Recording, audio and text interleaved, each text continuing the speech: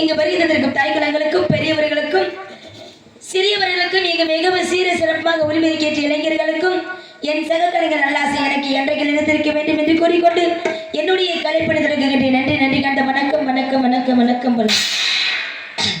ஆக மணிக்கவினையேந்தும் மாதேவி கலைமானி தேந்தமிழ் சொல்லெடுத்து பாட வந்தேன் உன்னை பாட வந்தேன் உன்னை பாட வந்தேன்.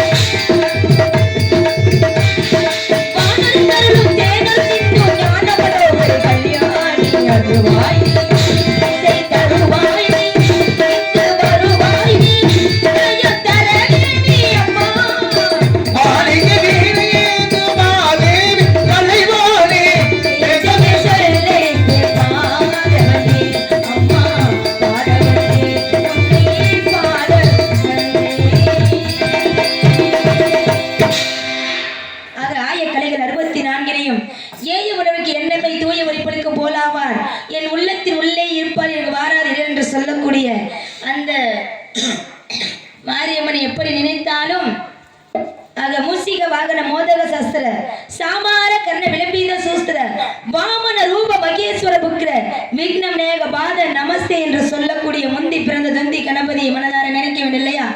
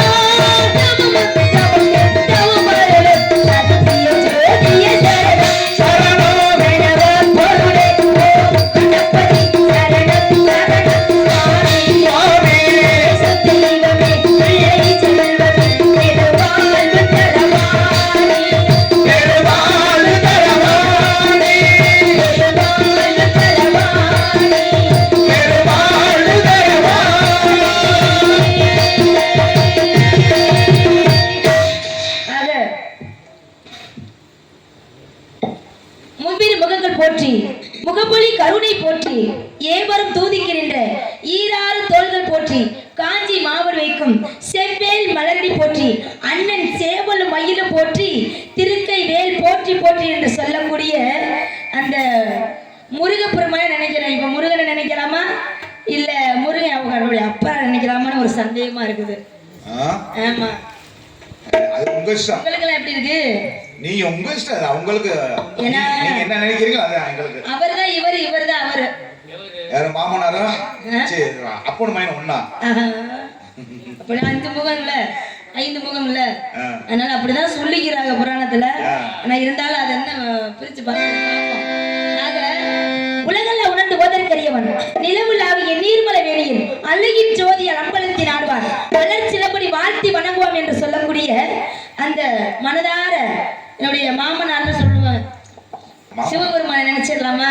நினைக்க சிவபெருமானை நினைக்கிறதுக்கு முன்னாடி ஏன் அவர் சுடுகாட்டுல இருக்காரு?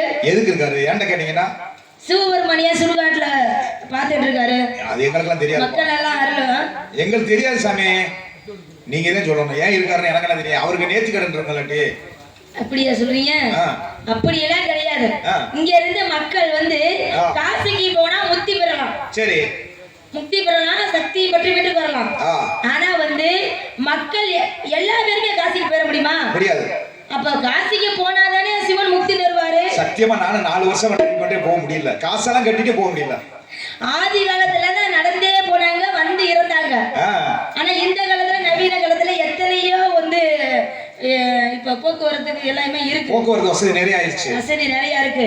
ஆக இப்பெல்லாம் நம்ம சர்வதனம் போலாம் வரலாம், பயம் இருக்க கூடாது, பிராப்தம் வேணும். அப்ப அந்த காசிக்கு போனா அனைவருமே முக்தி பெறுவாங்க கண்டிப்பா. அதனால அனைவருமே என்ன செய்யறாங்க, அனைவருமே போக முடியுமா?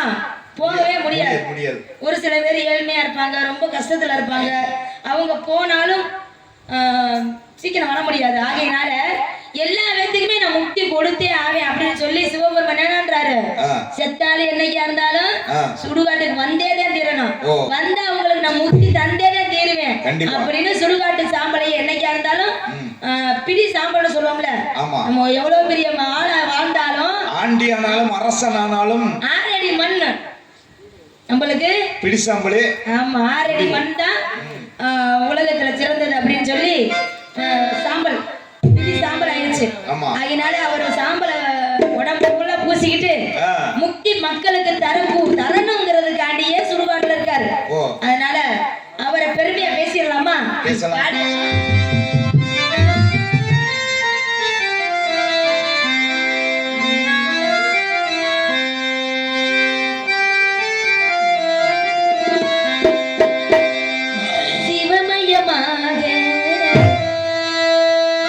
எனக்கு தெரிகிறதே சிந்தையின் சிவயோகம் வருகிறதே,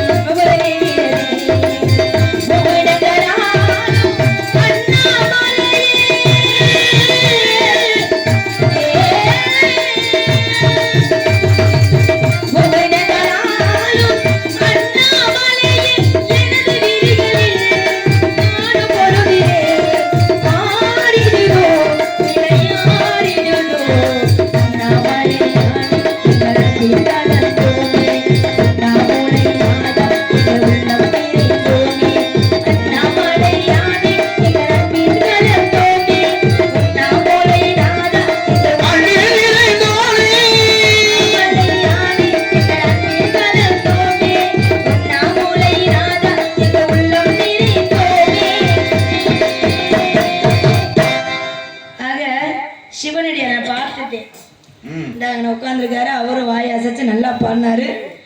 ஆக அனைவருமே எல்லா பக்தர்களும் நம்ம போறோமா ஐயப்பன் கோயிலுக்கு, முருகன் கோயிலுக்கு காவடி தூக்கிட்டு போறோமா, அதே மாதிரி ஓம் நம சிவாய என்று சிவன் கோயிலுக்கு போனாலும் உடம்பு வலியே வராதான், உடம்புல எந்த ஒரு வியாதியுமே வராதுன்னு சொல்றாங்க.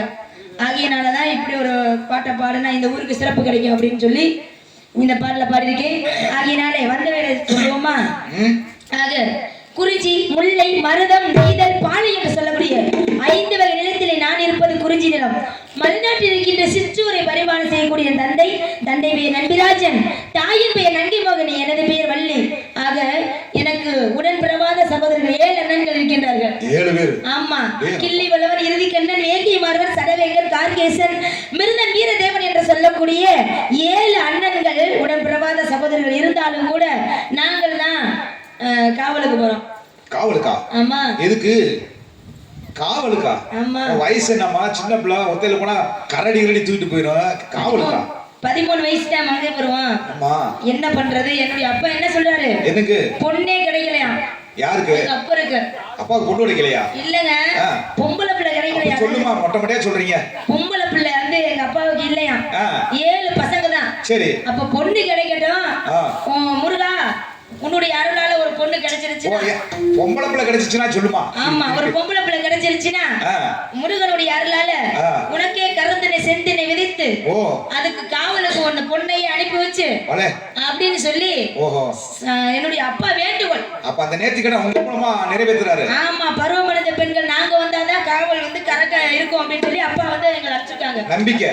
ஆமா, பொறுப்பா இருப்பாங்க. கருந்தினை செந்தினை எப்படி அப்பா சொல்லிருக்காங்க தெரியுமா? கருந்தினை செந்தினை. ஏன் அப்படி? தாயில் சிறந்த கோவிலும் இல்லை, தந்தை சொல்மிக்க மந்திரம் இல்லை என்ற மொழிக்கு நாங்க அப்பா மொழியை தட்டலாமா? வலிக்கும். வலிக்கும். எந்த மொழியை சொல்றீங்க? மொழி தட்டினா வலிக்கும். வாய்மொழி சொல்றீங்க. வாய்மொழி தட்டக்கூடாது. ஆமா. நீங்க வந்து கைமொழியோ வேற மொழியோ சொல்றீங்க. ஆமா. நான் வாய்மொழி தட்டக்கூடாது. அத வார்த்தையை தட்டக்கூடாது. அப்பா சொல்ல வேதவாக்காக நினைத்து நாங்க காவலுக்கு போறோம். சரி. எனக்கு துணையாக தோழிகள் வர்றா. தோழி அந்த தோழிக்கு துணையா இன்னொரு தோழி வர்றா. புதுசா ஒரு தோழி வரேன்னு சொல்லிருக்கா. தோழிகள் அவங்க எப்படி இருப்பாங்க? ஆக நான் யாரை விரும்புறேன் தெரியுமா? யாரா சொல்லிரட்டுமா? எங்களுக்கு என்ன கட்டினா அவரைதான் கட்டணும். இல்லைனாலும் அவரைதான் கட்டணும். அப்பேற்பட்டவர் யாரு? அப்பேற்பட்டவரா சொல்லட்டுமா? வருவாண்டி தருவாண்டி மலையாண்டி